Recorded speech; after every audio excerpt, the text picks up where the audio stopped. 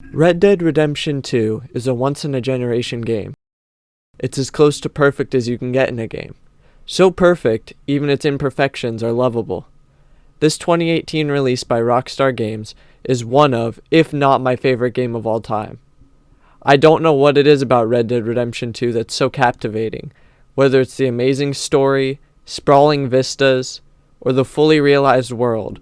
The game has it all. Red Dead Redemption 2 opens in a cold mountainous region.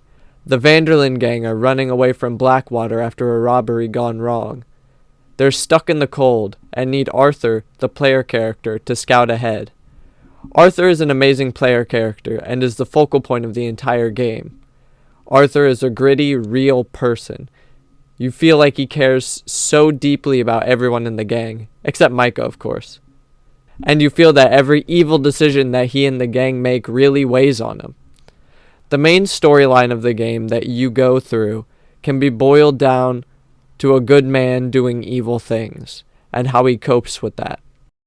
One of the first moral decisions Arthur has to make in the beginning of the game is saving John Marston.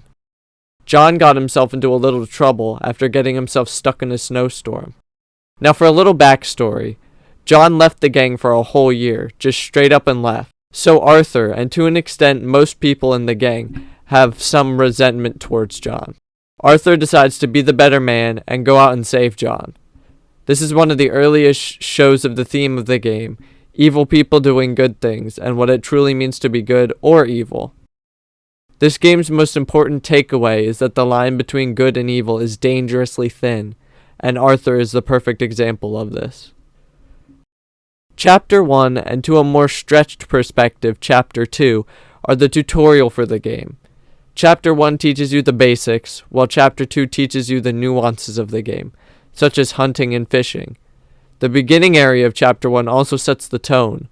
The dark, chaotic nature of the trek through the mountains perfectly shows the chaos the gang is feeling after the failure at Blackwater. Everyone is barely hanging on by a thread, bouncing from house to house. It's so crazy, I love it. Chapter 2, again, teaches you the more intricate parts of the game. You realize that the Pinkerton Detective Agency is out for your head.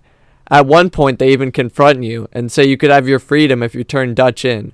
Arthur, being the stand-up guy he is, refuses to turn him in. Dutch is like a surrogate father to Arthur. Arthur's parents died when he was way too young, and Dutch took him in under his wing. One of my favorite things Red Dead Redemption 2 does is show the manipulation that can take place in a family. Dutch drives a wedge against anyone in the gang who doesn't subscribe to his ideology, including Arthur.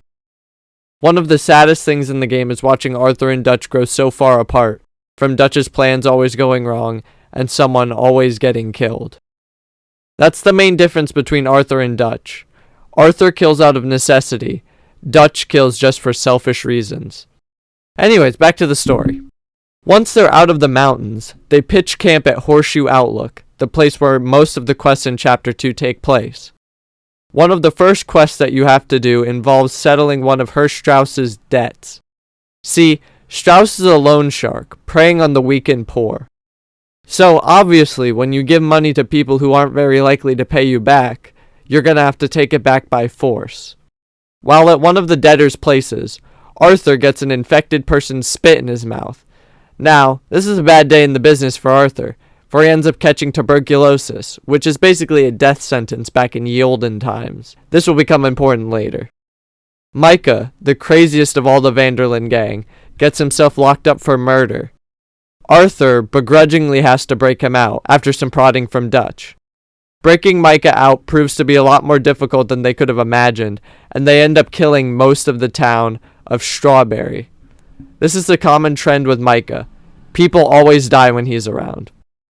In the mission, The Sheeps and the Goats, after herding some sheep to the livestock town of Valentine, John and Strauss get held hostage by Leviticus Cornwall, a guy you've robbed from in previous missions.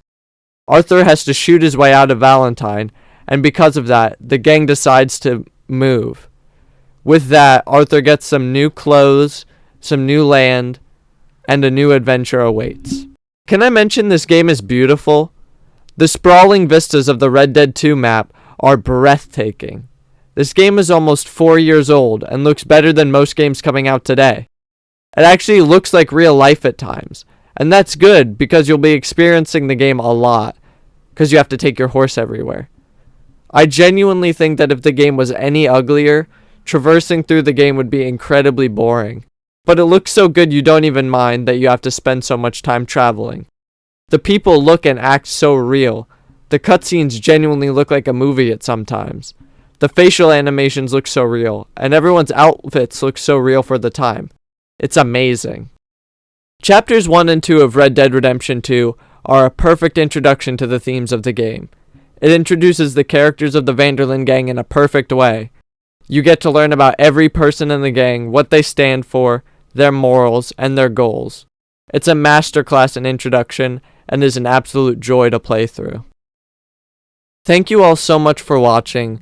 I put a lot of work into these videos and it truly means the world that people are watching them. I could not thank you guys more for sticking around this far into the end of the video. I really do appreciate it. And drop a like if you like it, drop a dislike if you hate it. Thank you all again. I couldn't appreciate you more.